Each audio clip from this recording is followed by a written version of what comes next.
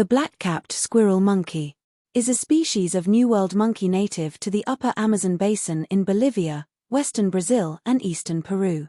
They weigh between 365 and 1135 grams and measure, from the head to the base of the tail, between 225 and 370 millimeters.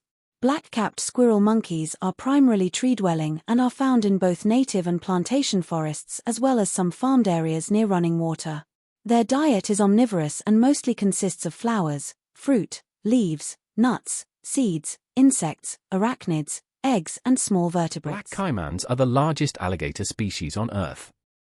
They are aquatic reptiles that live in shallow, freshwater rivers, streams, and lakes in the Amazon.